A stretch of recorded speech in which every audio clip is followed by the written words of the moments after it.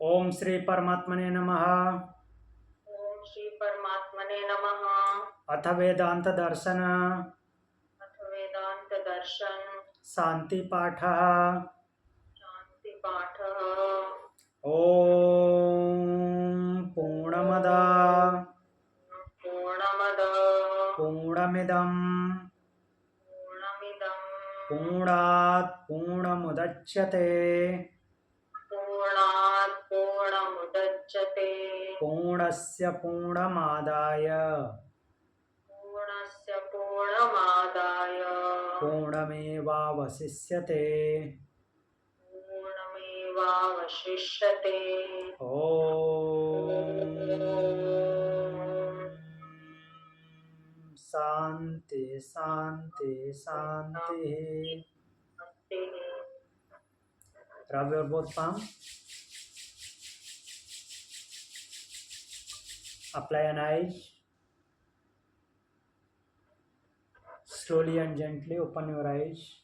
Om Shanti. तो हम कल वेदांत दर्शन के तृतीय अध्याय का प्रथम पाद का 7वां सूत्र देख रहे थे। इसमें और भी एक्सप्लेनेशन करना था हमको, तो देखते हैं क्या है। भाक्तम वानत्मवित्वा तथा ही दर्शयति। भाक्तम भाक्तम मतलब कि जो पीछे बोला गया वो गौण है। पीछे क्या बोला गया था कि जो स्वर्ग जाते हैं वो देवताओं के द्वारा भक्षण किया हुआ अन्न ऐसा उनको बोला गया है, तो उनका तो सब पाप पुण्य नष्ट हो जाता है, फिर आना किस बात का हुआ। तो बता रहे हैं इसमें कि ये कथन जो है ये गौण है। वास्तव में ऐसा होता नहीं कि कोई स्वर्ग जाए, कोई अलग जगह हो स्वर्ग, वहाँ जाए और वहाँ देवताओं का भोजन बने और फिर वहीं से नष्ट हो जाए, आए ही ना। ये सब गौण है, वास्तविकता नहीं है। अर्थात जैसा बोला गया वैसा का वैसा नहीं है। देखते हैं क्या है। क्योंकि जो दूसरी जगह बताया गया है श्रुतियों में वो अलग तरह से बताया गया है। अर्थात जो भी कर्म करता है, पुण्य कर्म करता है, पाप कर्म करता है, उसके अनुसार वो फल भोगता है। पुण्य कर्म करने वाला अच्छी योनि को प्राप्त होता है, पाप कर्म करने वाला बुरी योनि को प्राप्त होता है। और ऐसा तो नहीं है कि कोई हमेशा पुण्य ही पुण्य करता जाता है, कोई पाप ही पाप करता जाता है। मिश्रित कर्म होता है, तो उस हिसाब से भोग प्राप्त होता है। तो अब आगे देखते हैं। आगे जो लोग ऐसा मानते हैं कि स्वर्ग में जाते हैं और फिर मुक्त हो जाएंगे, उससे बड़ी कोई चीज़ नहीं है, तो इसके ऊपर भगवत गीता में भगवान ने दूसरे चैप्टर में ऐसे लोगों की मानसिकता के बारे में बताया है। तो जो ये बोल रहे हैं भगवत गीता में, भगवान क्या बोल रहे हैं? व्यवसायत्मिका बुद्धिर एकेह कुरुनंदन। चैप्टर 2 सांख्य योग। सांख्य योग का 41वां सूत्र इधर मैंने खोल रखा है, इधर से देख लीजिए। व्यवसायत्मिका बुद्धिर एकेह कुरुनंदन बहुशाखा यनंताश्च बुद्धयो अव्यवसायिनाम। बोल रहे हैं अर्जुन को बताते हैं कि हे कुरुनंदन, जो मीन्स इह मीन्स यहाँ पे जो कर्म करते हैं लोग, तो व्यवसायत्मिका बुद्धि, व्यवसायत्मिका मतलब कि निश्चय करने वाली, एकदम से करेक्ट डिसाइड करने वाली बुद्धि तो एक ही होती है। अर्थात उनकी बुद्धि विचलित नहीं होती, एक पे जो बात बोल दिए वहीं पे रहते हैं। जो मीन्स कर्म योग में दृढ़ होते हैं। अव्यवसायिनाम बुद्धया ही बहुशाखा च अनंता, और जो विचलित बुद्धि वाले होते हैं, तो विचलित बुद्धि वाले जो होते हैं वो डिसाइड नहीं कर पाते, और उनकी बुद्धि जो है अनंत भेदों वाली होती है, अलग अलग बातें सोचती रहती है। तो इस तरह का वर्णन इस सूत्र के माध्यम से किया जा रहा है। तो जिसमें जो ऐसी मीन्स भ्रमित रहते हैं जो लोग, उनके दिमाग में क्या चलता रहता है उसके बारे में भगवान बोलते हैं।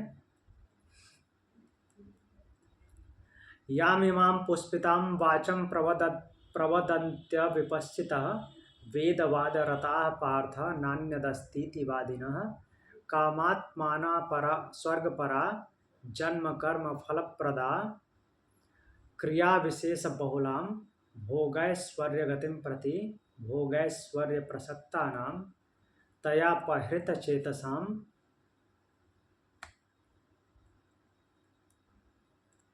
व्यवसायत्मिका बुद्धि समाधौ न विधीयते। तो भगवान बोल रहे हैं कि हे अर्जुन, कामात्माना वेदवादरता स्वर्गपरा, जो कामनाओं में लगे हुए हैं, कामात्माना कामनाओं में जो लगे हुए हैं, और ये मानते हैं कि जो वेद में लिखा हुआ है अर्थात ऋग यजुर साम, इन तीनों वेदों में जो लिखा हुआ उसी में ही वो प्रीति रखते हैं, उससे इधर उधर कुछ नहीं देखते, कुछ नहीं विचार करते। स्वर्ग परा, और स्वर्ग ही सर्वोपरि है, स्वर्ग से ऊपर और कुछ नहीं है, ऐसा मानने वाले। अन्यत न अस्ति, स्वर्ग से वो बढ़कर, स्वर्ग से ऊपर और कुछ भी नहीं है। इति वादिना अविपश्चिता, ऐसा कहने वाले, अविपश्चिता मतलब कि जिनकी बुद्धि विवेकी नहीं है, भ्रमित बुद्धि वाले, इमाम इस प्रकार की क्या करते हैं, याम पुष्पिताम वाचम, कि पुष्पित अर्थात दिखावटी वाणी बोलते हैं, भ्रमित करने वाली भाषा। तो लोगों को इस भाव से समझाना, बहुत सारे लोग ऐसे होते हैं, ऐसे करो, ये यहाँ पे ये पूजा पाठ करो, यहाँ पे इसको दान दो, यहाँ पे ऐसे करो तो मुक्त हो जाओगे, स्वर्ग चले जाओगे। स्वर्ग के अलावा कुछ होता है कि नहीं, ये नहीं बताएंगे। तो पुष्पित वाणी, ऐसे लोगों को पुष्पित वाणी बोलने वाले बोलते हैं, जो दिखावटी भाषा बोलते हैं, अच्छी अच्छी बातें जिन दूसरों को लगे, इस प्रकार की। जैसे बहुत सारी बातें प्रचलन में है, अभी ज़्यादा है कि यहाँ पे ऋषिकेश में, प्रयागराज में, हरिद्वार में गंगा स्नान कर लो, पाप कट जाएंगे।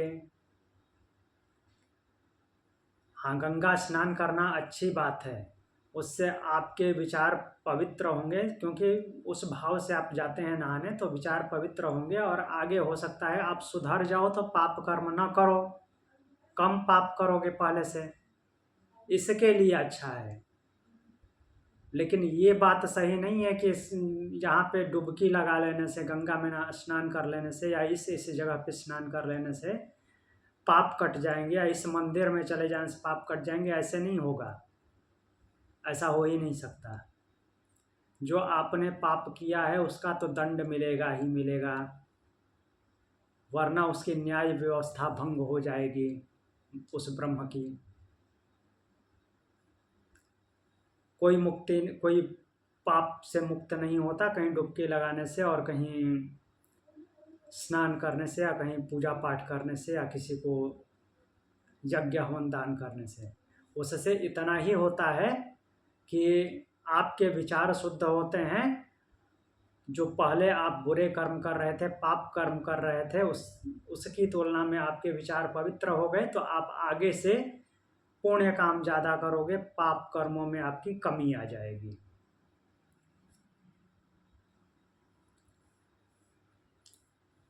तो बट ऐसा देखने में आता नहीं है। सामान्य जीवन में ऐसे लोग ज़्यादा हैं जो ये बातें बोला करते हैं कि इस मंदिर में चढ़ावा चढ़ाओ, पाप कट जाएगा, यहाँ गंगा स्नान करो 1 महीने, पाप कट जाएगा। वो सब करना अच्छी बात है, वो आगे के लिए, आपकी भलाई के लिए है, ना कि पीछे के पाप कट जाएंगे। ऐसे बहुत सारी बुक्स में भी, मीन्स हमारे ग्रंथों में भी जो महात्म्य लिखते हैं ना, आगे पीछे जो मेन पार्ट नहीं होता बुक का, ग्रंथ का मेन पार्ट नहीं है, तो उसके आगे जैसे महात्म्य लिखते हैं, महात्म्य में लिखने वाले लिखते हैं, यहाँ तक कि भगवत गीता का महात्म्य लिखने वाले लिखते हैं कि भगवत गीता के इस अध्याय का पाठ करने से इतने पाप आपके कट जाते हैं। नहीं कटते। हाँ, उससे अच्छे भाव से भावित होंगे आप, आगे पाप नहीं करेंगे, लेकिन पीछे के पाप नहीं कटेंगे। तो इस तरह की बातें ग्रंथ में भी लिखी होती है, जो कि सही नहीं है। अगर ऐसा होगा तो फिर तो पाप पुण्य का मीन्स कर्म सिद्धांत का विधान ही विफल हो जाएगा। फिर कोई क्यों कर्म करेगा? ऐसा बोलने वाले फिर बोलेंगे कि जिंदगी भर कुछ भी करते रहो, अंत समय में भगवान को याद कर लो और मुक्त हो जाओगे। भगवान याद आएगा ही नहीं, जिंदगी भर कुछ भी किया हो तो भगवान कहाँ से याद आएगा?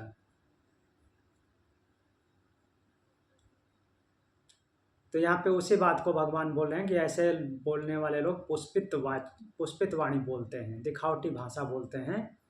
जन्म कर्म फल प्रदाम भोगैश्वर्य गतिम प्रति, जन्म और कर्म के फल को प्रदान करने वाली, जन्म और कर्म रूपी फल को प्रदान करने वाली, जन्म हुआ किसी कारण से हुआ होगा, पहले के कर्म किया था, अब फिर कर्म किया, उससे जो संस्कार बना, भोग ऐश्वर्य गतिम प्रति, भोग और ऐश्वर्य की प्राप्ति के लिए क्रिया विशेष बहुला, और बहुत सी क्रियाओं का वर्णन करने वाली, जो अभी हमने एक्सप्लेन किया, देखा कि ये कर लो ऐसा हो जाएगा, वो कर लो ऐसा हो जाएगा, ऐसे बोलते हैं। तया अपहृत चेतसाम, तो क्रिया विशेष बहुलम, बहुत सी क्रियाओं का वर्णन करते हैं। तया, और उस वाणी द्वारा, अपहृत चेतसाम, जिनका चित्त हर लिया गया है, भ्रमित कर देते हैं लोगों को। तो फिर क्या होता है? भोग ऐश्वर्य प्रसक्ता नाम, जो भोग और ऐश्वर्य में आसक्त हैं, लोगों का ऐसे ब्रेन वॉश किया जाएगा तो भोग और ऐश्वर्य में आसक्त हो ही जाएंगे। ऐसे ऐसे करो, अच्छे से जियो।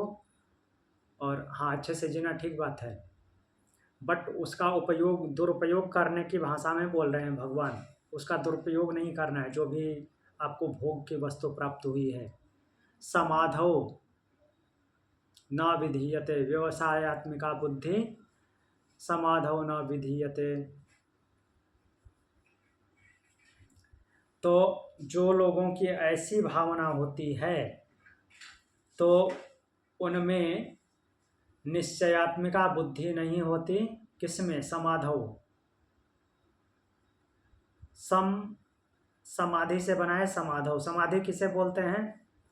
सम हो गई है जिसकी बुद्धि, अर्थात जिसके गुण बैलेंस हो गए हैं, सत्य रज तम तीनों स्टेबल हो गए हैं, ऐसी बुद्धि नहीं होती उनकी, जो ऐसी ऐसी बातें किया करते हैं। इतना क्लियर हुआ?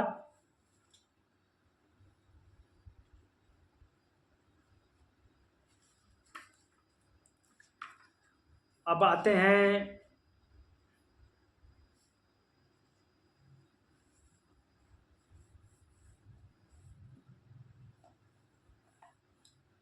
नौवें अध्याय पे। नौवें अध्याय के श्लोक में चलते हैं। नौवें अध्याय का 20वां श्लोक।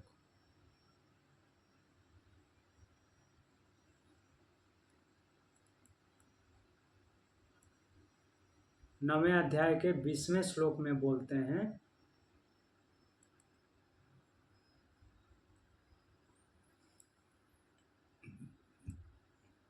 त्रैविद्यामां सोमपापूत पापां यज्ञैरिष्ट्वा स्वर्गतिं प्रार्थयन्ते ते पुण्यमासाद्य सुरेन्द्रलोकम् अश्नन्ति दिव्यान् दिवि देव भोगान्। तो त्रय विद्या की ही हम बात कर रहे थे उधर भी। वेदों में जो लिखी हुई बातें हैं उनसे बढ़ कर के कुछ और नहीं है, स्वर्ग से बढ़कर कुछ और नहीं है। इस तरह के भाव से भावित रहने वाले और पुष्पित वचन बोलने वाले, दूसरों को भी भ्रमित करने वाले लोग के बारे में भगवान ने बताया। और उनकी ही बात को आगे बढ़ाते हुए यहाँ पे भी बोल रहे हैं कि त्रय विद्या माम सोमपा पूत पापा। जो त्रय विद्या में, त्रय विद्या बोले तो ऋग यजुर साम, ऋग्वेद यजुर्वेद सामवेद, इन तीनों में जो बोला गया है, सोमपा, सोम का पान करने वाले, अर्थात सोम का पान करने वाला यहाँ पे दो अर्थ लिया जा सकता है। सोम का पान यहाँ पे डायरेक्ट कोई रस पान करने से कोई विशेष लेना देना नहीं है, अर्थात त्रय विद्या में लिखी हुई ज्ञान का पान करने वाले। पूत पापा, पाप रहित, मुझको माम यज्ञ इष्ट्वा स्वर्गयतिम, मुझको यज्ञों के द्वारा, अर्थात यज्ञ हवन करते हैं, अनुष्ठान करते हैं कामनाओं के साथ, निष्काम भाव से नहीं, कामनाओं के साथ करते हैं। क्या कामना करते हैं?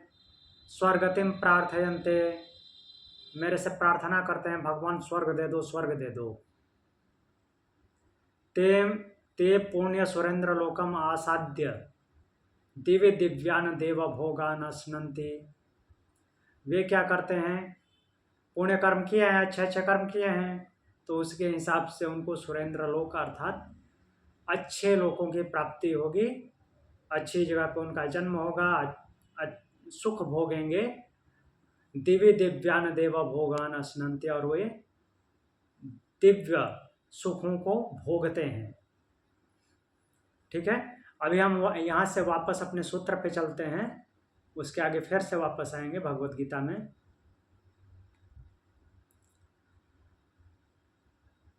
तो देखिए, हम यहाँ पे यही अपनी मंत्र देखे थे, ते तम भुक्त्वा स्वर्गलोकम विशालम क्षीणे पुणे, नहीं, हाँ, ये अगला जो सूत्र है,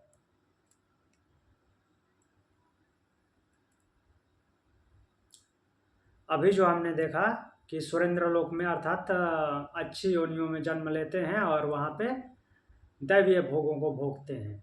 अब दैवीय भोगों के भोगने के बाद क्या होगा, उसी का अगला मंत्र है, अगला श्लोक जो है चैप्टर 9 का 21 नंबर श्लोक, उसमें बोलते हैं भगवान, ते तम भोक्त्वा स्वर्गलोकम विशालम क्षीणे पुण्ये मर्त्यलोकम विसंति एवं त्रयी धर्म मनु प्रपन्ना गता गतम काम कामा लभन्ते। तो ऐसे लोग क्या करते हैं?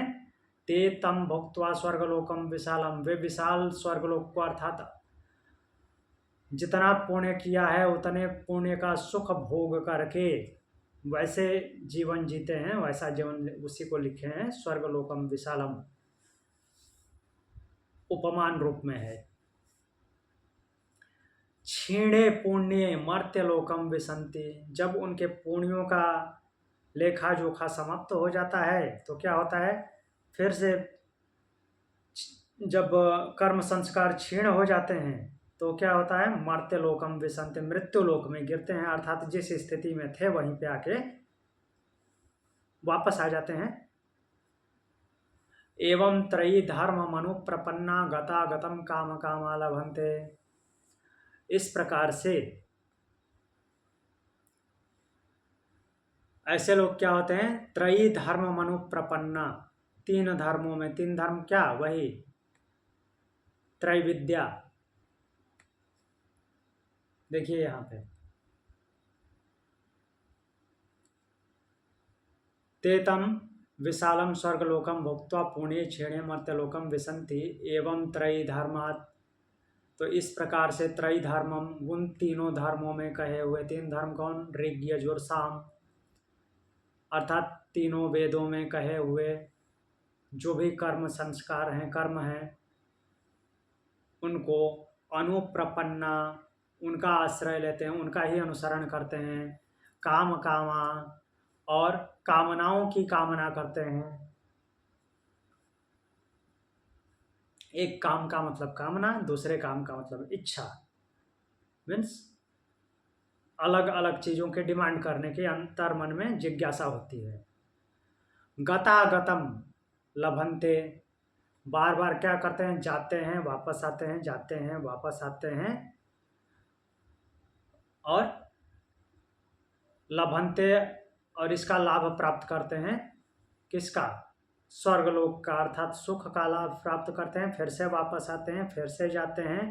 कहने का तात्पर्य क्या है कि जितना आपने पुण्य किया था उतना पुण्य का फल भोग लिया,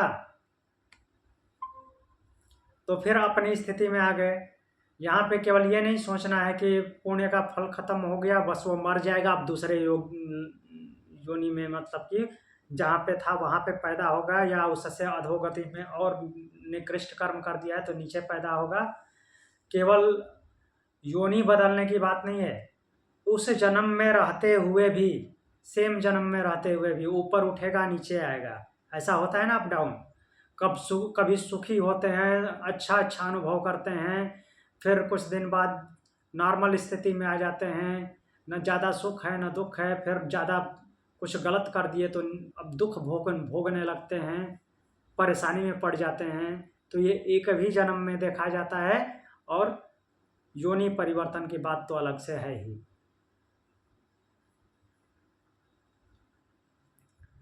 तो इतना क्लियर हुआ। अब फिर वापस चलते हैं।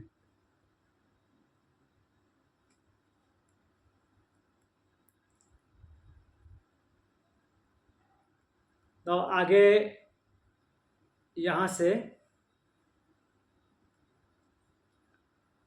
क्या लिख रहे हैं कि यह सिद्ध हुआ कि उनको देवताओं का अन्न कहना वहाँ गौण रूप से, गौण रूप में है, अर्थात वहाँ से उनका पुण्य समाप्त होकर के उनको मुक्ति नहीं मिल जाती। पुण्य जैसे ही क्षीण होता है वापस आते हैं, अपने लेवल पे आते हैं, और उससे अगर उस जन्म में रहते हुए या उसी जन्म में अगर उससे और भी बुरे संस्कार क्रिएट किए तो उससे भी नीचे जाते हैं, ऐसा भी है। तो अब संबंध लिखते हैं कि उक्त प्रकरण में कहा गया है कि जब तक उनके कर्मों का क्षय नहीं हो जाता तब तक वहीं रहता है, फिर वहाँ से श्लोक में लौट आते हैं। अतः प्रश्न होता है कि उसके सभी पुण्य कर्म पूर्णतया समाप्त हो जाते हैं या कुछ कर्म शेष रहता है। नया प्रश्न होता है, उसने जितने भी कर्म किए थे पुण्य कर्म, क्या वो सारे समाप्त करके वापस आता है या कुछ बच जाता है जिसे साथ लेकर वह लौटता है? तो उसके लिए बोलते हैं कृतात्यये अनुसयवान दृष्ट स्मृतिभ्याम यथे तमनेवं च। कृतात्यये, किए हुए कर्मों का, किए हुए कृत्य का, अर्थात कर्म संस्कार जो बनाए हैं उनके क्षय होने पर अनुसायवान, अनुसायवान मतलब कि जो बच जाते हैं, अनुसय हैं। अनुसय मीन्स जो बाद में भोगे जाएंगे। ऐसा क्यों होगा, बाद में क्यों भोगे जाएंगे, उसी टाइम क्यों नहीं भोग लिया? क्योंकि वैसा जन्म ही नहीं बोला मिला कि वो सारे कर्म संस्कार उस पर अप्लाई हों। हो सकता है पिछले जन्म में वो मनुष्य रहा हो और बहुत सारे अप डाउन्स मीन्स अच्छे पुण्य कर्म और बुरे कर्म सब कुछ किए हों, बट जितना वास्ट एरिया ह्यूमन बॉडी का और ह्यूमन लाइफ का है, अलग अलग क्षेत्रों में काम करने का, दूसरे और योनियों में और पशु पक्षियों में या पेड़ पौधों में तो इतना वाइड एरिया नहीं है कर्म करने का। तो अगर किसी दूसरे योनि में उसका जन्म हो गया तो सारे पुण्यों या सारे पापों को उस जन्म में कैसे भोग सकता? नहीं भोग सकता, उस फील्ड में वो जाएगा ही नहीं जो पिछले जन्म में किया था, तो वो कर्म तो भोगेगा नहीं। तो उसके लिए उसी टाइप का या उससे रिलेटेड जिसमें वो भोग सकता है उस योनि में जन्म लेना पड़ेगा, या फिर से मनुष्य योनि में जन्म लेना पड़ेगा। मनुष्य में भी ऐसा नहीं है कि मनुष्य जन्म ले लिया तो वो सारे पुण्यों और सारे पापों को भोग लेगा या और क्रिएट कर लेगा। अलग अलग, जैसे बहुत सारे अलग अलग तरह की योनियां हैं। जैसे मान लीजिए कि कोई पिछले जन्म में मांसभक्षी जानवर रहा हो, हिंसक जानवर रहा हो, जिसका संस्कार ये मांस पे जीवित रहना। बाघ शेर घास थोड़ी खाएगा। तो ऐसी योनियों में रह करके जो कार्मिक अकाउंट बने हैं, अब बहुत सारे व्याख्याकार ऐसे बोलते हैं कि मनुष्य जन्म ही कर्म योनि है, बाकी सब भोग योनि है। बाकी सब केवल भोग योनि क्यों है, वो भी कर्म योनि है। उन्हें जीवों का भी विवेक कार्य करता है, क्या सही है क्या गलत है। वो जानबूझ के भी दूसरों को नुकसान पहुंचाते हैं, जानबूझ के भलाई भी करते हैं, तो उसका कार्मिक अकाउंट नहीं बनेगा। तो उनके भी कार्मिक अकाउंट बनते हैं, कर्म संस्कार बनते हैं। तो मान लीजिए कि वो मांसभक्षी रहा है और बहुत सारे लोगों को जानबूझ के मारा है बिना भूख के, तो उसके पाप कर्म बने। अगर वो मनुष्य जन्म लेता है और वो अच्छे अच्छे संस्कार क्रिएट कर लेता है, चेंज कर लेता है अपने आप को, वैसी विचारधारा वाला नहीं होता, तो मान लीजिए कि वो वेजिटेरियन बन गया, तो वेजिटेरियन या फ्रूटेरियन जिसमें बहुत कम हिंसा हो, तो वो सारे हिंसक पापों का दंड या परिणाम इस जन्म में कैसे भोगेगा, नहीं भोगेगा। तो इसका मतलब ये थोड़ी हुआ कि वो सारे के सारे कट गए, नहीं कटे। फिर वैसे योनि में उसको जन्म लेना पड़ेगा उसको काटने के लिए।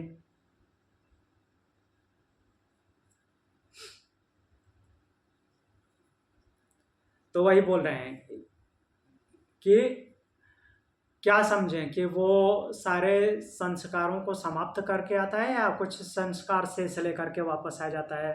नहीं, संस्कार शेष लेकर के भी वापस आ सकता है। ऐसा कोई ज़रूरी नहीं है कि वो सारे भोग करके ही आएगा या सारा भोग लेगा जिस जन्म में है उसी जन्म में, उसके लिए दूसरा जन्म भी लेना पड़ेगा। वैसी परिस्थिति ही नहीं उत्पन्न हो रही है कि उस जन्म में उन सारे कर्मों को, पुण्य या पाप कर्मों को भोग पाए, तो इसलिए उन कर्मों को भोगने के लिए फिर आगे जन्म लेगा।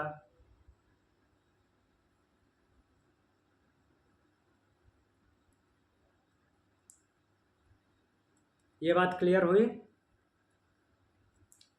तो बोल रहे हैं कि अनेवम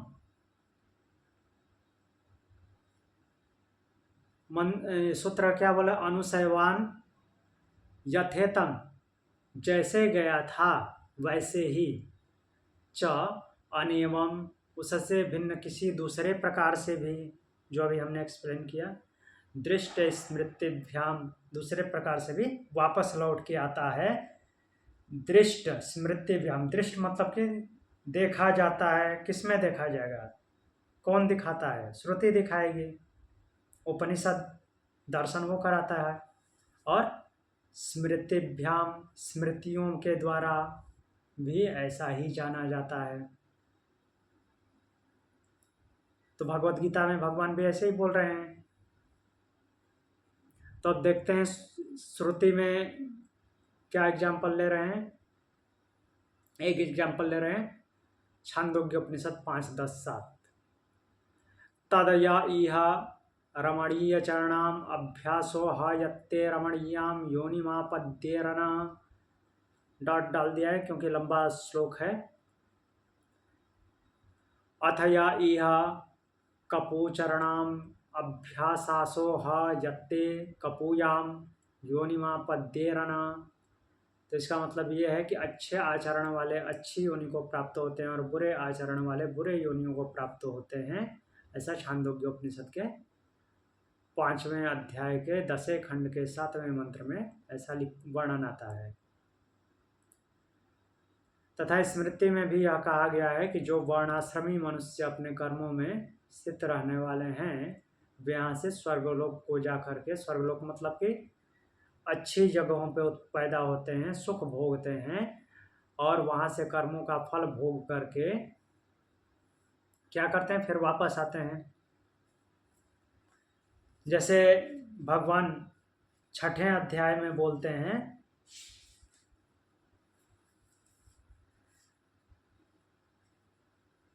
छठे अध्याय में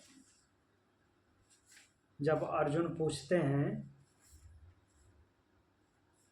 कि अयति श्रद्धयोपेतो योगाच्चलितमानस अप्राप्य योग संसिद्धिं का गतिम कृष्ण गच्छति, कि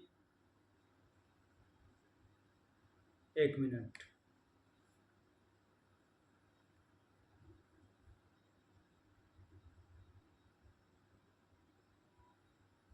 छठा अध्याय हम खोल लेते हैं।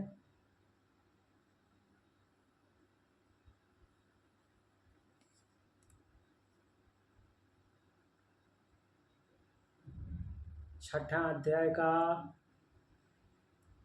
37 नंबर श्लोक। तो भगवान से पहले अर्जुन पूछते हैं इस बारे में, अयति श्रद्धयोपेतो योगाच्चलितमानसा अप्राप्य योग संसिद्धिं काम गतिम कृष्ण गच्छति। बोले हे कृष्ण, श्रद्धया उपेता, जो श्रद्धा तो रखता है, श्रद्धावान है। बहुत सारे लोग ऐसे होते हैं ना, उनके दिमाग में ये तो चलता रहता है, ये काम अच्छा है, ये काम अच्छा है, ऐसे करना अच्छा होता है, ऐसे पढ़ाई करना अच्छा होता है, ये प्रैक्टिस करना अच्छा होता है, लेकिन खुद करते नहीं हैं। तो वही बोल रहे हैं कि अर्जुन पूछ रहे हैं कि हे कृष्ण, जो योग में श्रद्धा रखने वाला है, अर्थात योग मार्ग में श्रद्धा रखता है, किंतु उपेता उसका और क्या करता है, अयति, यति नहीं है, अर्थात उसमें यत्न नहीं करने वाला है, अर्थात खुद वैसा कार्य नहीं करता। श्रद्धा तो रखता है लेकिन वैसा खुद नहीं करता, संयम नहीं है उसमें, अयति है, यत्न नहीं करता। योगात चलित मानसा, और मन से क्या हो गया है, योग से विचलित तो हो गया है।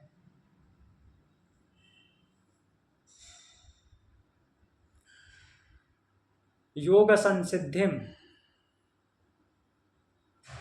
अप्राप्य, योग संसिद्धि मतलब कि योग की सिद्धियों को अप्राप्य, न प्राप्त करके, सीधी सी बात है, नहीं करेगा तो नहीं मिलेगा।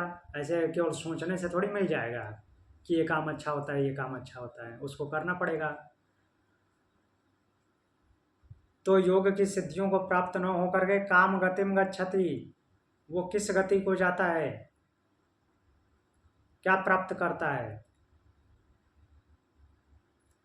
तो फिर पूछ रहे हैं कि कश्चिन्नो भय विभ्रष्ट छिन्ना भ्रमिव नश्यति अप्रतिष्ठो महाबाहो विमूढ़ो ब्रह्मणा पथि। तो कहीं वह नष्ट तो नहीं हो जाता,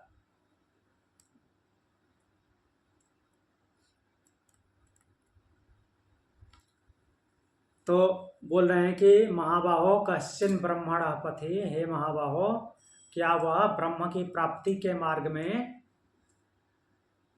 विमूढ़ अप्रतिष्ठिता, वह विमूढ़ हुआ, विशिष्ट रूप से मूढ़ता को प्राप्त हुआ, मोहित चित्त हुआ, अप्रतिष्ठम मीन्स प्रतिष्ठा से रहित होकर, स्थिति न पा करके, छिन्न भिन्न अर्थात टुकड़े टुकड़े होकर के, खंड खंड होकर के, इव उभय विभ्रष्ट, यहाँ पे बादल का एग्जाम्पल दे करके बता रहे हैं कि जैसे बादल टुकड़े टुकड़े में होता है, वैसे ही दोनों तरफ से वो नष्ट तो नहीं हो जाता।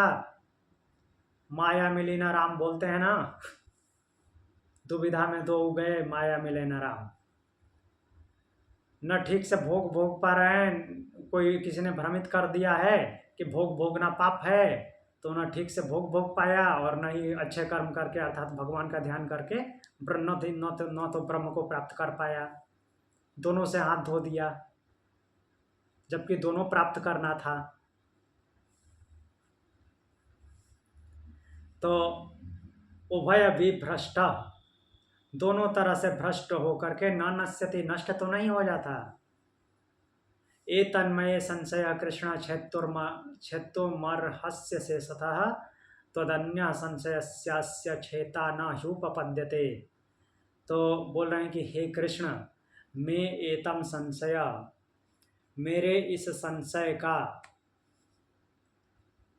क्षेत्रुम अर्हस्य शेषतः, अशेष रूप से छेदन करने में आप ही अर्ह हैं। आप में ही ऐसी योग्यता है कुछ जो कि अशेष रूप से, जो जिसमें कुछ शेष नहीं बच जाता, उस प्रकार से मेरे प्रश्नों का छेदन कर सके, निवारण कर सकें, वो केवल आप ही हैं। त्वदन्य संशयस्यास्य छेता न ह्युपपद्यते, आपके अलावा इस विषय का छेदन करने वाला मिलना संभव नहीं है। तो आप मुझे बताइए, कहने का तात्पर्य ये है कि उसकी क्या गति होती है। तो भगवान बोलते हैं कि पार्थ नैवेह नामुत्र विनाशस्तस्य विद्यते न ही कल्याण कृत कश्चित दुर्गतिम तात गच्छति। बोल रहे हैं कि हे पार्थ, तस्य न इह विनाशः विद्यते, उसका विनाश नहीं होता, क्योंकि वो अच्छी कामना वाला है। भले ही वो उस मार्ग को फॉलो नहीं करता, वैसे कर्म नहीं करता, उसमें श्रद्धा तो रखता है, श्रद्धा रखता है तो वो नष्ट नहीं होगा, उल्टे काम तो नहीं करता। हाँ, भले उसमें वो अपने आप को संयमित नहीं कर पाता, यत्न नहीं करता, लेकिन गलत काम तो नहीं करता, तो उसका विनाश नहीं होता। अमुत्र एव ही,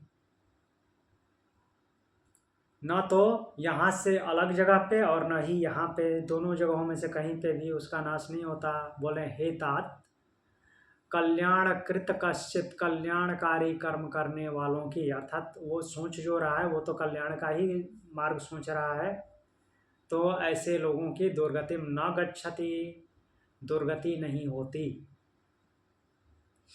वो दुर्गति को प्राप्त नहीं होते।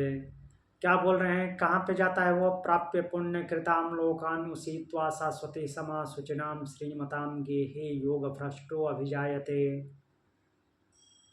तो प्राप्य पुण्य कृताम लोकाम, वो क्या करेगा? पुण्यकृत लोकों को प्राप्त करेगा, पुण्य कर्मों से जो लोग प्राप्त होते हैं उन लोगों को प्राप्त करेगा। शाश्वती समा, शाश्वत काल यहाँ पे अनंत काल से नहीं लिया जाएगा, मतलब कि बहुत लंबे समय तक वहाँ रहेगा जितना पुण्य किया है। शुचिनाम श्रीमताम के है योग भ्रष्टो अभिजायते, ऐसा जो योग भ्रष्ट है वो क्या होगा? शुचिनाम, श्रीमताम गे हैं, शुचि अर्थात जो शुद्ध आचरण वाले लोग हैं। शुचि शौच शब्द से आया है, साफ सफाई से रहने वाले, मानसिक सफाई और शारीरिक सफाई दोनों यहाँ पे लिया जाएगा। इस तरह से रहने वाले श्रीमताम मतलब कि प्रतिष्ठित लोगों के घर में उसका जन्म होगा। अगर मान लीजिए कि ऐसा भी नहीं हुआ तो क्या होता है, और दूसरी जगह वह कहाँ जा सकता है? अथवा योगिनामेव कुले भवति धीमताम एतद्धि दुर्लभतरम लोके जन्म यदीदृशम, या वहाँ पे जन्म होगा श्रीमानों के घर में, अर्थात प्रतिष्ठित लोगों के घर में। और कैसे प्रतिष्ठित लोगों के घर में? इस दुनिया में और भी प्रतिष्ठित लोग दिखते हैं, माफिया लोग, जिनकी प्रतिष्ठा बहुत दूर दूर तक है, लेकिन वो प्रतिष्ठा वास्तव में प्रतिष्ठा नहीं है। शुचिनाम की बात कर रहे हैं, जो शुद्ध आचरण वाले, अच्छे आचरण वाले हैं उनके यहाँ। अथवा योगिना में वकुले भवति धीमताम, या उसका जन्म या उसका प्रवेश, उसका होना कहाँ पे होगा? योगिनामेव कुले, योगियों के कुल में, जहाँ योगी रहते हैं वहाँ पे वो जाएगा। एतद्धि दुर्लभतरम लोके जन्म यदि दृशम, लेकिन इस प्रकार का जन्म, कैसा जन्म? शुचिनाम श्रीमताम, अच्छे श्रेष्ठ लोगों के घर में, शुद्ध आचरण वाले लोगों के और शुद्ध आचरण वाले प्रतिष्ठित लोगों के घरों में जन्म होना और योगियों के बीच में होना, इस प्रकार का जन्म इस लोक में बहुत ही दुर्लभ है। पहले तो बताते हैं कि वो नष्ट नहीं होता, वो अपने पुण्यों के हिसाब से उसका अगला जन्म होगा। कहने का तात्पर्य क्या है, हम यहाँ पे क्यों आए थे कि जो जैसा कर्म करेगा वैसा भरेगा। जब पुण्य करेगा तो पुण्य लोगों को प्राप्त होगा और पाप करेगा तो अधोगति को जाएगा। पुण्य करेगा तो कैसे कैसे जगह पे जाएगा, ऐसे जगह पे जाएगा। पाप करेगा तो नरक की यातनाएं भोगेगा, अर्थात बहुत कष्ट झेलेगा। वो इधर ही दिखता भी है। अब फिर से वापस चलते हैं।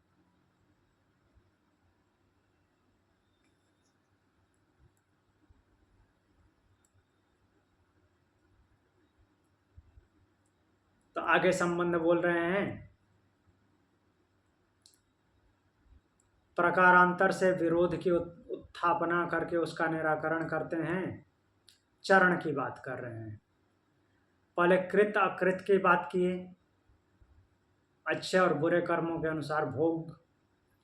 चरण, स्टेप्स, इसका थोड़ा बहुत हमने पहले देखा है। उसी को आगे बढ़ाते हुए बोल रहे हैं कि चरणादीति चेन्नो पलक्षरार्थेति कार्षणाजीनी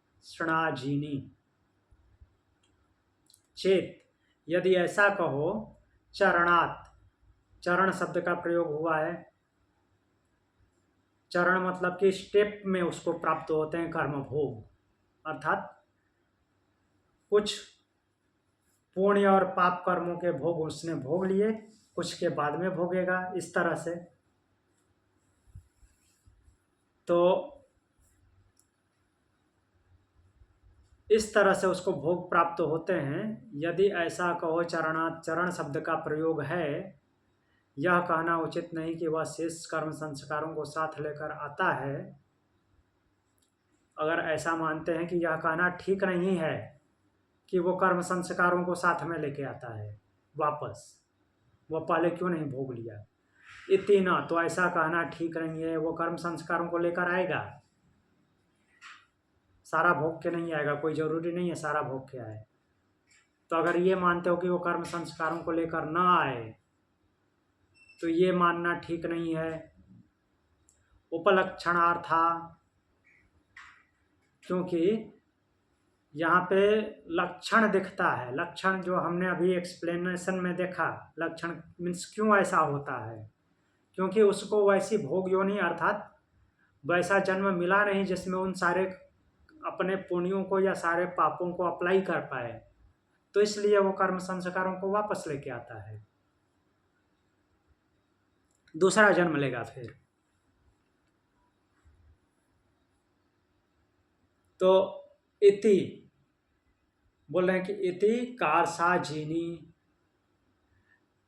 इस बात को अब महर्षि पतंजलि एक और ना, महर्षि पतंजलि बोल रहा हूँ, नहीं, महर्षि बादरायण व्यास जी, बादरायण व्यास जी ने एक ऋषि का नाम लिया है, आचार्य को कोट कर रहे हैं, कार्षाजीनी, कार्षणाजीनी।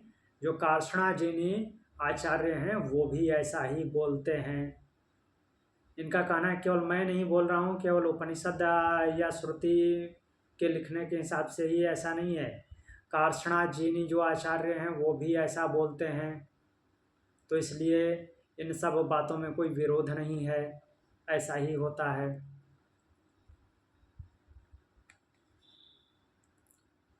अब आगे बढ़ते हैं।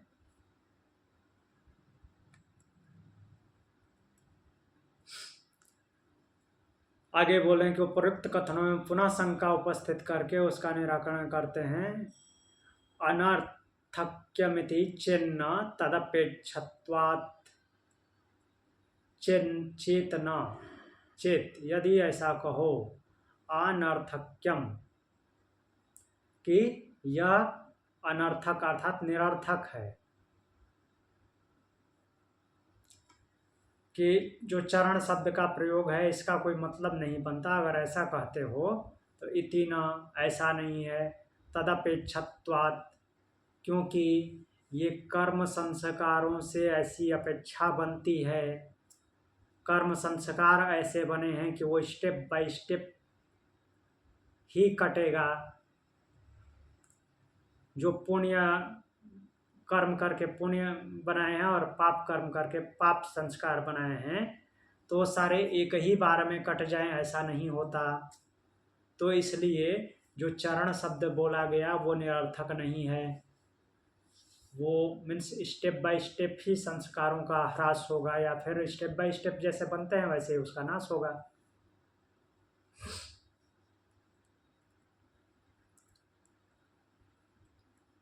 यहां तक कुछ पूछना है?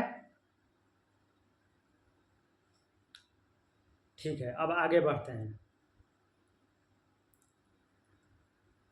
तो आगे संबंध है, पूर्वोक्त शंका के उत्तर में महर्षि बादरी का मत प्रस्तुत करते हैं। एक और महर्षि को यहाँ पे लेते हैं, बादरी को। सुकृत दुष्कृते एवेति, तो जो भी सुकृत है या दुष्कृत है, आचार्य बादरी भी ऐसा ही कहते हैं कि जो भी सुकृत है अर्थात अच्छे कर्म किए जाते हैं प्राणी के द्वारा या बुरे कर्म किए जाते हैं, उन सारे शुभ और अशुभ कर्म का फल ऐसा ही मिलते हैं, चरणों में ही मिलता है।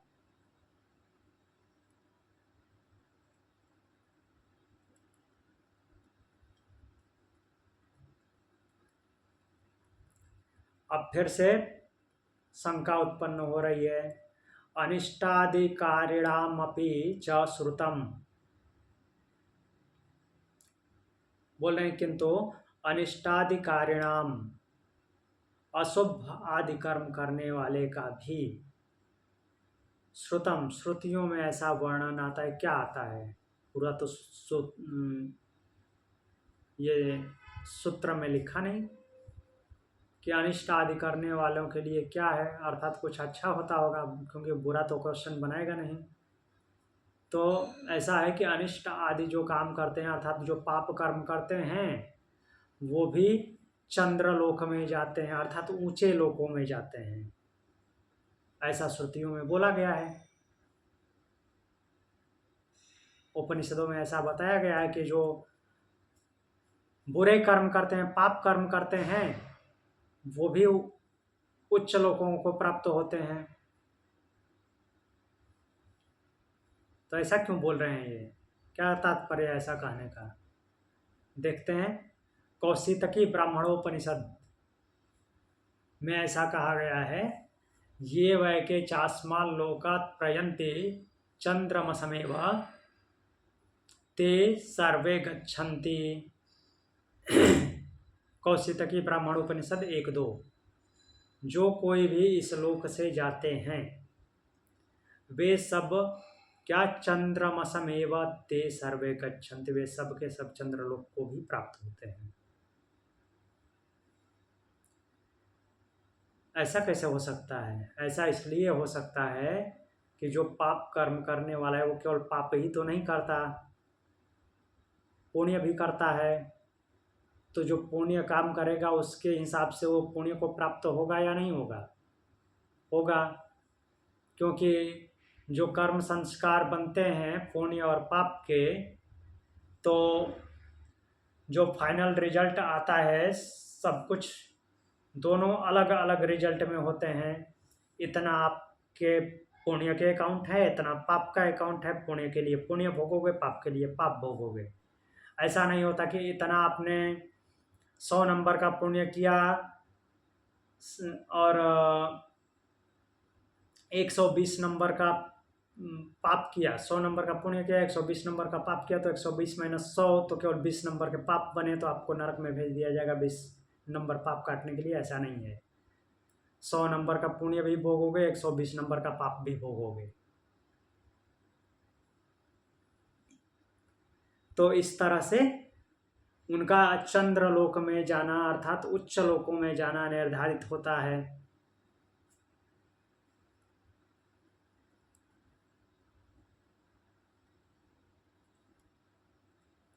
अब फिर आगे बोलते हैं कि पूर्व सूत्र में उपस्थित हुई शंका का उत्तर आगे फिर दे रहे हैं। संयमने त्वानुभूयेत्तरेषामाहो संयम आरोहावरोहौ तद्गति दर्शनात्। इसको हमने अभी देख लिया एग्जाम्पल के थ्रू, क्यों जन्म होता है, क्यों पुण्य लोक में जाता है, क्यों पाप लोक में जाता है। बोल रहे हैं किंतु इतरेषाम दूसरों का अर्थात पाप कर्म करने वालों का संयमने अर्थात जो संयमित करने वाला है, बैलेंस करने वाला है। कौन बैलेंस करने वाला है? यमराज। तो यमलोक में अनुभूय पाप कर्मों का फल भोगने के बाद, ऐसा वैसी अनुभूति होने के बाद, आरोहवरोह चढ़ना उतरना अर्थात फिर से ऊपर जाना और नीचे गिरना अर्थात पुण्य को प्राप्त होना और पाप को प्राप्त होना। तद गति दर्शनात्, ऐसी गति देखी गई है। श्रुतियों में ऐसा भी सुना जाता है कि पाप कर्म करने वाले कहाँ जाते हैं? यमराज के पास जाते हैं और फिर वहाँ पे अपने पापों को भोग करके फिर से ऊपर चढ़ते हैं, फिर नीचे गिरते हैं अर्थात पुण्य को प्राप्त होते हैं, पाप को प्राप्त होते हैं। हाँ होगा, क्योंकि फिर से वो कर्म करेगा, कर्म संस्कार उसके बनेंगे, या पहले के भी जो कर्म संस्कार होंगे जो पुण्य वाले होंगे उसके हिसाब से ऊपर जाएगा, पाप के हिसाब से नीचे जाएगा। तो ऐसी गति देखी जाती है। तो इस पे अब देखिए क्या बोलते हैं, व्याख्या में लिख रहे हैं। यहाँ से हम देखते हैं नीचे कि यहाँ पे उन लोगों को गति का ऐसा ही वर्णन श्रुति में देखा जाता है। कौन सा श्रुति में देखा गया है? कठोपनिषद में। कठोपनिषद में यमराज स्वयं बोलते हैं, किसको? नचिकेता को उपदेश देते हुए, नचिकेता को ही उपदेश दे रहे हैं कठोपनिषद में। न साम्यराय प्रतिभाति बालम प्रमाद्यंत वित्त मोहेन मूढ़म अयम लोको नास्ति परमिति मानी पुनः पुनर्समापद्यते में। बोल रहे हैं कि न सांपराय प्रतिभाति बालम प्रमाद अंतः वित्त मोहेन मूढ़म अयम लोके नास्ते। वित्त मोह में पड़े हुए लोगों की बात है, संपत्ति के अभिमान में मोहित हुए अर्थात धन संपदा के अभिमान में मोहित हुए। वित्त मोहेन मूढ़म प्रमाद्यंत, निरंतर प्रमाद करने वाले अज्ञानी को परलोक नहीं दिखता। फिर बोल रहे हैं कि वह समझता है कि प्रत्यक्ष दिखने वाला लोक ही सत्य, अर्थात जो मैं जहाँ पे हूँ, जैसा कर रहा हूँ वही ठीक है, दूसरा कोई लोक ठीक नहीं है। दूसरा कोई लोक होता भी है, नहीं होता है, मेरे को क्या लेना देना। इस तरह के लोग, इस प्रकार मानने वाले मनुष्य बार बार मेरे वश में पड़ते हैं, क्योंकि वो पुण्य पाप करते रहेंगे, पुण्य पाप से मुक्त नहीं होंगे, तो मेरे वश में पड़ते हैं अर्थात मेरे पास ही आते हैं और उनके कर्मों का भोग मैं देता हूँ। तो जो पुण्य पाप से मुक्त हुआ वो उनके वश के बाहर हो गया। हाँ, वो यमराज के वश से बाहर हो जाएगा, यमराज के पास नहीं जाएगा।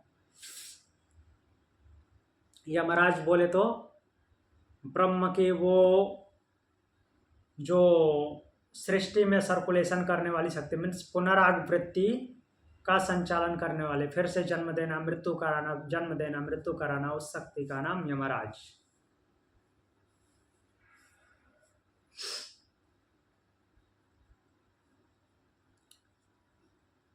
तब आगे देख लेते हैं एक और सूत्र। तो यहाँ पे जो कौशितकी ब्राह्मण उपनिषद में जो मंत्र बोला गया है उसकी पुष्टि होती है कि क्यों ऐसा होता है। वो जो कौशितकी ब्राह्मण में बोला गया कि चंद्रलोक में जाते हैं, वहाँ पे पाप का वर्णन उसने नहीं किया है। तो ऐसा क्यों होता है? पाप करने वाले भी पुण्य लोक में क्यों जाते हैं? क्योंकि उसने पुण्य भी किया होता है और यमराज वहाँ पे उनके कर्मों का लेखा जोखा करके पुण्य के लिए पुण्य और पाप के लिए पाप ये दोनों जगह पे भेजते हैं। तो इसी बात को और दृढ़ता से स्थापित करने के लिए स्मृति का सहारा लेते हैं। च स्मरन्ति, स्मृति में भी इस बात का समर्थन हुआ है। कहाँ पे? भगवत गीता के 16वें अध्याय के 7वें श्लोक से 15वें श्लोक तक, और फिर 16वें अध्याय के 16वें श्लोक में भी। तो हम 7वें श्लोक से 16वें श्लोक तक अभी देखेंगे। 16वें अध्याय में चलते हैं।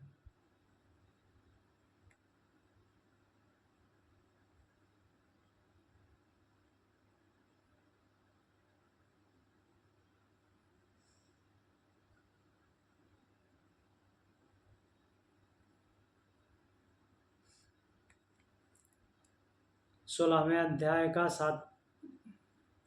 7वें श्लोक से 16वें श्लोक में वर्णन करते हैं। भगवान क्या बोल रहे हैं?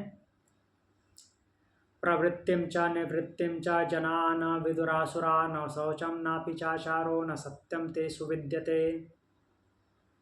प्रवृत्तिम च निवृत्तिम च जना न विदुरासुरा, जो आसुरी स्वभाव के लोग हैं, दुष्ट कर्म करने वाले, बुरे कर्म करने वाले लोग, आसुरा जना। प्रवृत्तिम च निवृत्तिम च, प्रवृत्ति का कर्म में लगना और कर्मों से मुक्त होना। किस काम में लगना है, किस काम को नहीं करना है, इन दोनों को वो नहीं जानते। इन दोनों को निर्णय करने की उनके पास बुद्धि ही नहीं है कि कौन से काम करना चाहिए, कौन सा काम नहीं करना चाहिए।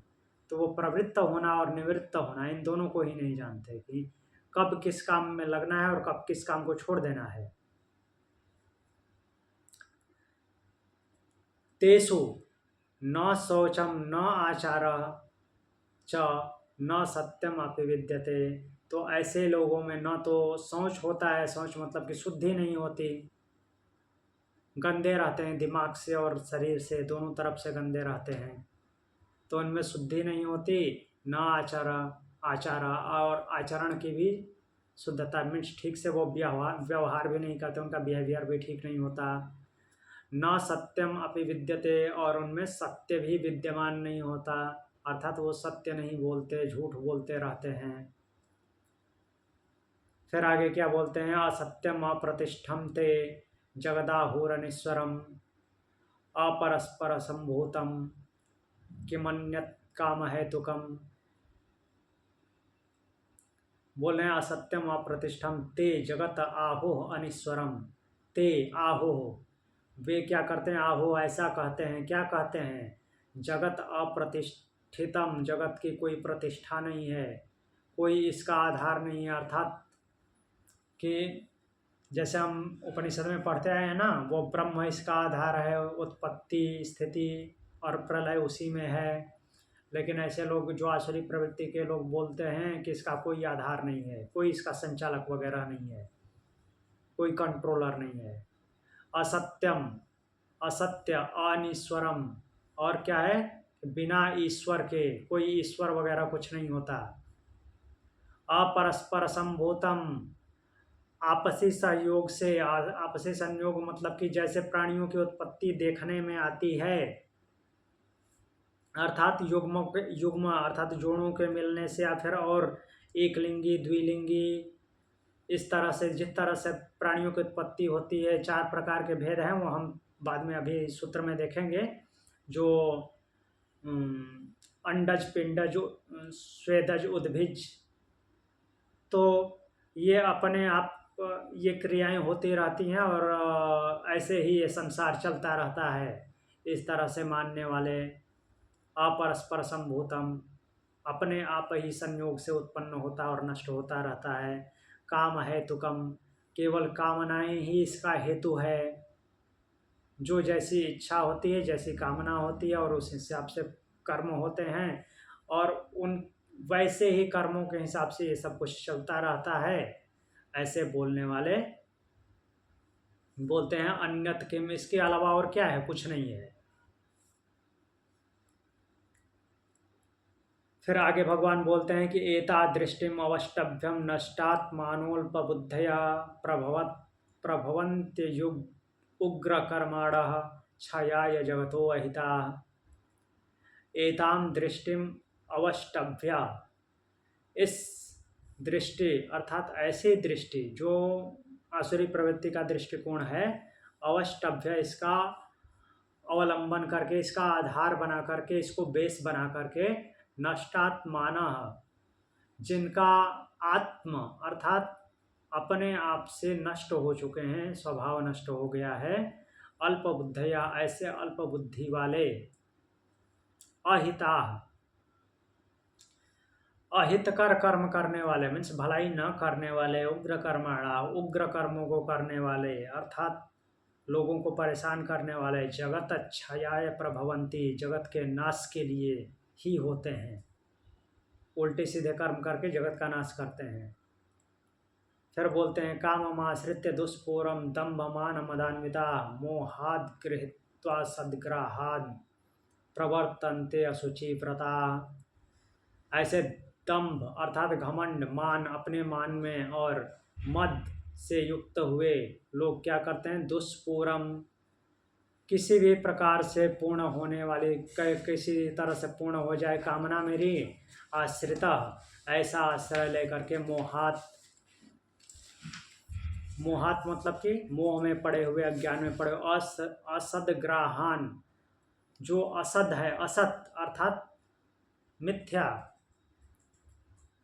मिथ्या सिद्धांतों को, भ्रम में पड़े हुए ऐसे सिद्धांतों को गृहीत्वा ग्रहण करके, अशुचित व्रता प्रवर्तन्ते, अशुचि व्रता, अशुचि अर्थात अपवित्र, जहाँ पे शौच नहीं है अर्थात शुद्धता नहीं है, ऐसे व्रतों का, ऐसे कर्मों को धारण करने वाले लोग प्रवर्तन्ते, प्रवर्तित होते हैं, विचरते हैं, अर्थात ऐसे कर्मों को करते हैं आसुरी प्रवृत्ति के लोग। फिर बोलते हैं आगे, चिंताम अपरिमेयां च प्रलयांतम उपाश्रिता कामोपभोग परमा एतावदिति निश्चिता। प्रलयांतम, प्रलय के अंत तक अर्थात मरने के बाद तक, अपरिमेयम चिंताम, अपरिमेय अपरिमित चिंताओं से घिरे हुए, उपाश्रिता उसका आश्रय लेने वाले, मृत्यु के बाद तक अर्थात मृत्यु होने तक अपरिमित चिंताओं का आश्रय लेने वाले, काम भोग परमाम, भोगों में लगे रहने वाले, च एतावत इति निश्चिता, इतना ही सुख है ऐसा मानते हैं, अर्थात जो कुछ उनका, उनकी विचारधारा क्या है कि जो कुछ यहाँ पे है वही है, उसमें जो कुछ सबसे ऊपर है उतना ही है और उससे ऊपर और कुछ नहीं है, जैसा कि हमने दूसरे अध्याय के माध्यम से भी देखा था। आशा पास सतैर बद्धा काम क्रोध परायणा इहंते काम भोगार्थम अन्यायेनार्थ संचयान। आशा पास सतैर बद्धा, तो वो आशा ही लगाए बैठे रहते हैं ऐसे आसुरी प्रवृत्ति वाले लोग कि कहाँ से क्या मिल जाए, तो सतैर बद्धा, ऐसे आशा की के सैकड़ों पासों में बंधे हुए, आशा अर्थात उम्मीद की सैकड़ों हथकड़ी बेड़ियों में बंधे हुए, काम क्रोध परायणा, कामनाओं और क्रोध के वशीभूत हुए, काम भोगार्थम, कामनाओं रूपी भोग में लिप्त, अन्यायेन अर्थ संचयान, अन्याय पूर्वक, लीगली नहीं इलीगली अर्थ का संग्रह करने वाले, वेल्थ को इकट्ठा करने वाले, इहंते ऐसा चेष्टा करते रहते हैं। कैसा, इदमद्य मया लब्धम एवं प्राप्स्ये मनोरथम इदमस्तदमपि मे भविष्यन्ति पुनर्धनम। इदमद्य मया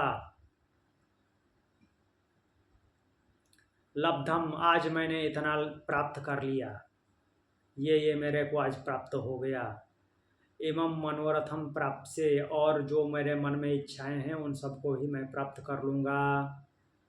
ये पॉजिटिव वे में नहीं बोल रहे हैं भगवान, आसुरी प्रवृत्ति के लिए बोल रहे हैं। ऐसा नहीं समझना कि ऐसा सोचना क्या गलत है। जो आसुरी स्वभाव मीन्स उल्टी दिशा में डिस्ट्रॉय करते हुए ऐसी कामनाएं, उल्टी सीधी कामनाएं करते हैं, उनके बारे में बोल रहे हैं कि जो ऐसे गलत मनोरथ करके और उसको भी प्राप्त करने की इच्छा रखते हैं। मैं इदम धनम, कि मेरे पास इतना संपत्ति है और पुनः अपि इदम भविष्यति, और मैं जो जितना सोचता हूँ उतना और प्राप्त हो जाएगा। इसको पीछे से लिंक करना है, कैसे उल्टे सीधे काम करके प्राप्त कर रहे हैं। केवल इसी मंत्र के अर्थ को नहीं ग्रहण कर लेना है। असौ मया हता शत्रुहनिस्य चापरानपि ईश्वरो अहम अहम भोगी सिद्धो अहम बलवान सुखी।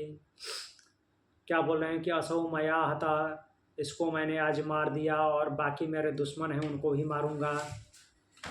ईश्वरो अहम अहम भोगी, मैं ही ईश्वर हूँ, मैं ही भोगी हूँ। सिद्धो अहम बलवान सुखी, मैं ही सिद्ध हूँ, अपने आप को ही सब कुछ मानने वाले। लाइक हिरण्याक्ष और हिरण्यकश्यप, प्रहलाद के पिता। अहम बलवान अहम सुखी, मैं ही बलवान हूँ और मैं सुखी हूँ। आढ़्यो अभिजनवामनस्मि कोन्यो अस्ति सदृशो, मैं आढ़्य हूँ। आढ़्य बोले तो आज के इंडस्ट्रियलिस्ट, मीन्स मेरे से बड़ा और कोई नहीं है। आढ़्य बोले तो बहुत सारी संपत्ति वाला, प्रॉपर्टी वाला। अभिजनवानस्मि, अभिजन, अभिजन बोले तो एलीट क्लास, बड़े घर का, मीन्स बड़ी प्रॉपर्टी वाला। को अन्यो अस्ति सदृशो मया, मेरे जैसा और कौन है, कोई नहीं है। यच्छे दास्यामि मोदिष्य, मैं क्या करूँगा, यज्ञ करूँगा, दान दूंगा, दिखावा करना। ये सब दिखावा के संबंध में बोला जा रहा है। मोदिष्य, मोद करूँगा, आमोद प्रमोद, मीन्स पार्टी करूँगा आज की भाषा में। इति अज्ञान विमोहिता, ऐसे अज्ञान से मोहित हुए, अनेक चित्त विभ्रांता, अनेक प्रकार के चित्त की भ्रांतियों में पड़े हुए, मोह जाल समावृता, मोह रूपी जाल से आवृत्त काम भोगेशु, कामनाओं और भोगों में प्रसक्ता, केवल असक्ता नहीं बोल रहे हैं, प्रसक्ता मीन्स गहराई से आसक्त हुए। अशुचौ नरके पतंती, अशुचौ मतलब कि शुद्धता से रहित, पवित्रता से रहित, नरके पतंती, नरक में गिरते हैं ऐसे लोग। कैसे लोग, आसुरी प्रवृत्ति के लोग।